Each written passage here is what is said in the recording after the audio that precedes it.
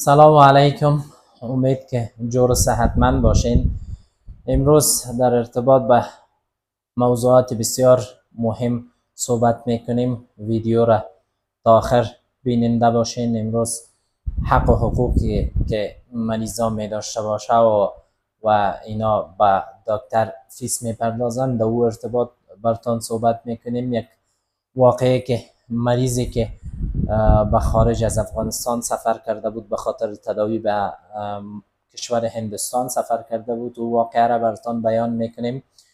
مریضی که مراجعه کرده بود هندوستان، اونا مشکل ازوسپرمیا داشتن. بعد از سفر به هندوستان بعضی از معاینات ها را نزد اینا دکتر صاحبا انجام داده بودن و دکترها بر مریض گفته بودن که شما مشکل وریکوسل دارین و باید عملیات شوین و بعد از عملیات 95% یا 90% امکانات ازی داره که مشکل ازوسپرمیایتان حل شود. و بعدا این مریض عملیات شده بود. اصل قضیه ای است که این مریض هیچ مشکل وریکوسل نداشت و دچار مشکل وریکوسل نبود و بجایی که دکتر صاحبا باید مشکل از اینا را اونجا تشخیص میکردن، حداقل معاینات افینیسی تستیکل یا تستیکل بایوپسی برش انجام میدادن تا تشخیص میشد که مشکل از اینا به چی دلیل تخمشان صفر است. همین معایناتی که بسیار ضرور بوده، این معاینات اونا انجام نداده بودن. تنها معاینات های هورمونی نزد مریض انجام داده بودن و معاینات تستیکل التراساوند یا اسکروتال التراساوند انجام داده بودن که راپور معاینات اسکروتال التراساوند مریض نرمال بوده و دقیق نوشته کرده بودن که no evidence of varicocele. با وجود از این مریض اینا گفته بودن که شما مشکل وریکوسل دارین و ما شما را عملیات میکنیم. طبق قسمی که خود مریض قصه کرد، مریض پیش ما مراجعه کرده بود، همراه خانمشان بودن. قسمی که خودشان بیان کردن، گفت دکتر بر ما گفت که شما همین مشکل دارین و باید عملیات شوین. ما از ایشان پرسیدم که خودت سواد داری یا نداری؟ اونا گفتن بله، ما در فلان ریاست وظیفه دارم، کار میکنم، سواد دارم، به انگلیسی هم بلد هستم.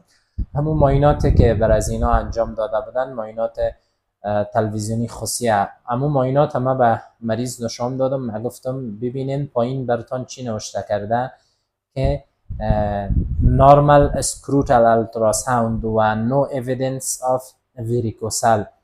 ما برشان گفتم وقتی که خودت در معاینات نشان داده که مشکل وریکوسل نداری و نرمال گفته، چطور خودت عملیات کرده؟ اینا چپ ماندن، چیزی نگفتن و خانمشون در جواب گفت که ما فکر میکردم که شاید یک کدام تداوی هیچ چیزی نباشه، ممکن تنها پول ما را میگیره و گفتن که عملیات لیزری کرده. خب عملیات لیزری را خب مریض نمیفهمه، میشه که هر لیزر را بالای شکم مریض استفاده کنن و بگوین که شما را ما عملیات لیزری کردیم.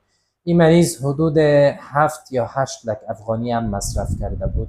با وجود همینقدر مصارف پولش هدر رفته بود. حتی مشکلش تشخیص هم نشده که به این دلیل مشکل خودت نظر به این دلیل تخمیت صفر است. او را همون معایناتی که ضروری بود باید برش انجام میدادن، معاینات تستیکل بایوپسی یا تستیکل افینیسی. همون معاینات هم به این مریض انجام نداده بودن. مثل همین واقعه بسیار زیادی از واقعات دیگه هم است که یا در داخل افغانستان یا خارج اکثریت این واقعات می باشه و در اصل مقصر مریض می باشه. وقتی اینا میرن مراجعه میکنن، باز خصوصا شخصی که اگر سواد می داشته باشه، باید اونا خب همه چیز میفهمن، باید تحقیقات کنن، از دکتر درست مشوره بگیرن که آیا اینا دوچار همون مشکل هست، راه حلش چی هست و تشخیصش حداقل از اینا بپرسن. مریضایی که نمیفهمن خب اونا خب وقتی مریض پیش دکتر مراجعه میکنه حق و حقوق داره خود مریض. وقتی که اینا فیس پرداخت به دکتر، حق و حقوقش هست که مشکلاتی که داره کلش به دکتر بیان کنه. اگر وقتگیر از وقت دکترم میگیره مشکل نداره، چون اینا فیس پرداخته به دکتر. باید دکتر به همه گپای ازی، به همه مشکلاتش گوش بده و جواب قانع کننده برش بگویه. و اگر مریض سوال میکنه از دکتر که مشکل ما چی هست، تشخیص شما چی هست، باید دکتر برش همش بیان کنه. حتی بعضی مثلا اگر خود مریض هم مسلک می باشه یا دکتر می باشه، از دوا میپرسه از دکتر، باید او دکتر برای این مریضش باید تشریح بده که من برای فلانه دوا را توصیه میکنم، یا مریضای عادی حداقل تشخیص چه برش بگویه، یا مقدار مدت زمانی که باید اینا تداوی کنه، اینا را همش باید بگویه.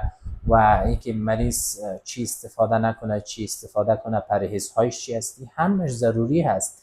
این را باید خود مریضا بدانه که وقت فیس میپردازن به دکتر، این حق حقوقشان است که باید با دکتر استدلال کنن. اگر سوال داره سوال از اونا بپرسه.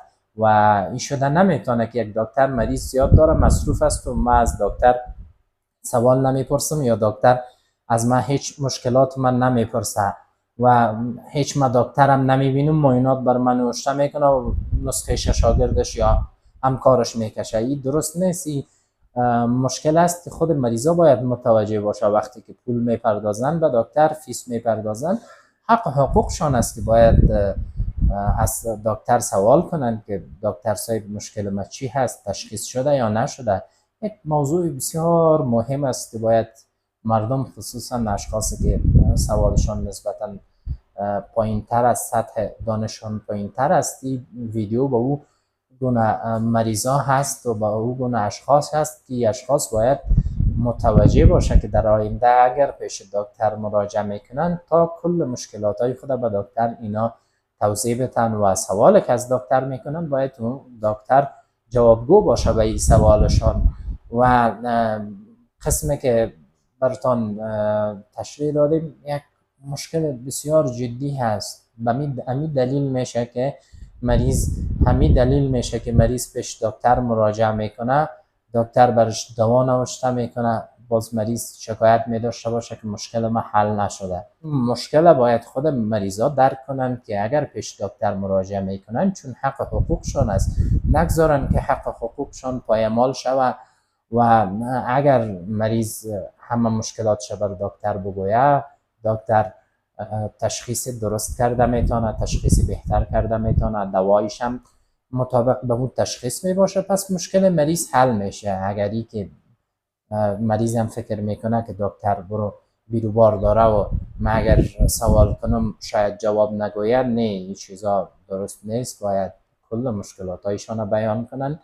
یک موضوع بسیار مهم است. این ویدیو را با دوستانتان حتما شریک بسازیم تا همه اشخاص آگاه شوند از حق حقوقشان و بعد از اینکه پیش دکتر مراجعه میکنن مشکلاتشان به دکتر در میان بگذارن تا درست دقیق تشخیص شود و مشکلشان حل شود. اگر شما همچون مشکلات صحی دارید با ما به تماس شوید و اگر میخواهید ما در ارتباط به یک مشکل صحی برایتان معلومات ارائه کنیم، پس مشکل صحیتان را کامنت کنید، صفحه را لایک کنید و با دوستانتان شریک بسازید.